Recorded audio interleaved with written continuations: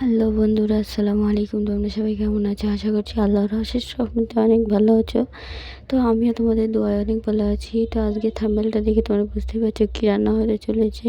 তো আজকে রান্নাটা হতে চলেছে আলু ডাল, আলু নয়, ডাল।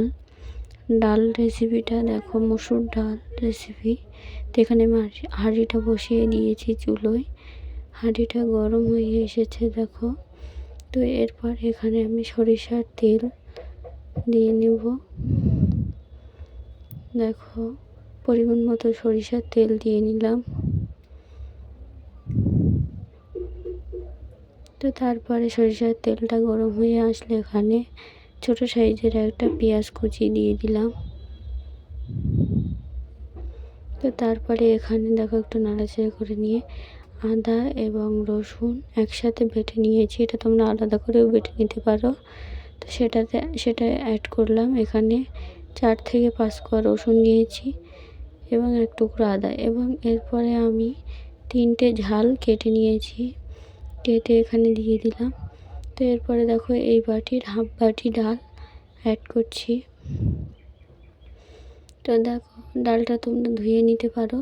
তো এখানে আমার ডালটা পরিষ্কার ছিল বলে আমি ধুয়ে নিইনি।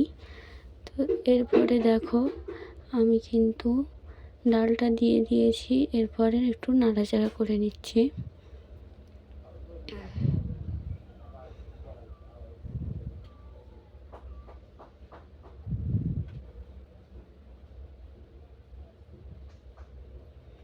দেখো, নাড়াচাড়া করার পরে যখন ডালটা আমার তলায় ধরা করছিল,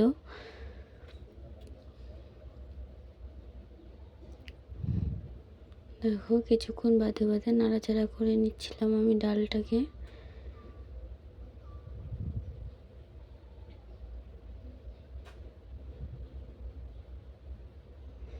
দেখো, এরপরে এখানে আমি এই গ্লাসের 1 গ্লাস পানি অ্যাড করছি। তো তারপরে এটাকে আমি একটু ঢাকনা দিয়ে দেব। এরপরে 5 থেকে 10 মিনিট পর ফিরে আসছি। দেখো, ডালটা কিন্তু আমার হয়ে গলে গিয়েছে এবং ডালটাকে আমি ঘুটে নিচ্ছি, ডাল ঘোটা দিয়ে ঘুটে নিচ্ছি।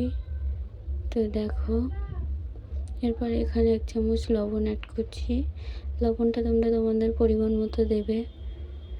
আর এখানে হাফ চা চামচ হলুদ অ্যাড করছি। ডালে কিন্তু হলুদ কম দিতে হয়, সেই জন্য।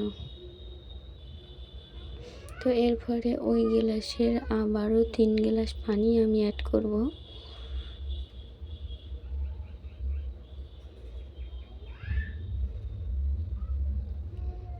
তো দেখো, 3 গ্লাস পানি অ্যাড করার পরে আমার ঠিক এতটা হয়েছে।